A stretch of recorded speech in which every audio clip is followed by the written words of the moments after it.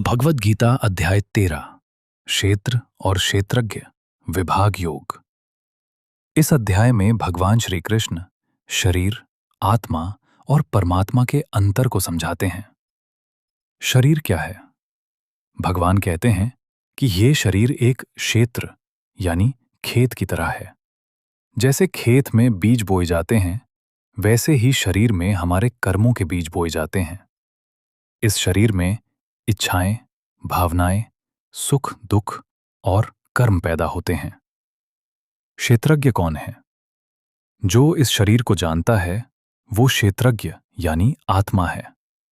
आत्मा शरीर के अंदर रहती है, लेकिन वो शरीर नहीं है। शरीर बदलता है, बूढ़ा होता है और एक दिन खत्म हो जाता है, लेकिन आत्मा कभी नष्ट नहीं होती। परमात्मा हर जगह है। श्री कृष्ण कहते हैं कि परमात्मा सभी जीवों के हृदय में मौजूद हैं।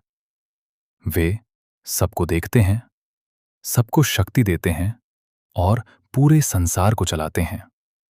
परमात्मा सब जगह होकर भी सबसे अलग और दिव्य हैं। सच्चा ज्ञान क्या है? भगवान बताते हैं कि सच्चा ज्ञान केवल किताबों का ज्ञान नहीं है। सच्चा ज्ञान है विनम्रता, अहंकार छोड़ना, सत्य बोलना, दूसरों को कष्ट न देना और भगवान की भक्ति करना। जो व्यक्ति इन गुणों को अपनाता है वही वास्तव में ज्ञानी है। प्रकृति और पुरुष। भगवान कहते हैं प्रकृति से शरीर और संसार बना है। पुरुष यानी आत्मा उसे अनुभव करती है। जब आत्मा प्रकृति से जुड़ जाती है तब जन्म और मृत्यु का चक्र शुरू होता है। लेकिन जो व्यक्ति आत्मा और परमात्मा का ज्ञान प्राप्त कर लेता है वो मोक्ष की ओर बढ़ता है।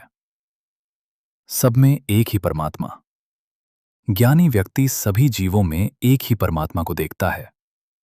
वो किसी से घृणा नहीं करता, सबको समान समझता है और प्रेम और दया से जीवन जीता है। मोक्ष का मार्ग। जो व्यक्ति समझ लेता है कि आत्मा अलग है, शरीर अलग है और परमात्मा सबके अंदर है, वो जन्म मृत्यु के बंधन से मुक्त हो जाता है। निष्कर्ष। अध्याय 13 हमें सिखाता है कि शरीर नश्वर है, लेकिन आत्मा अमर है। परमात्मा हर जीव में मौजूद है। सच्चा ज्ञान विनम्रता और भक्ति में है और आत्मा को पहचानना ही मोक्ष का मार्ग है।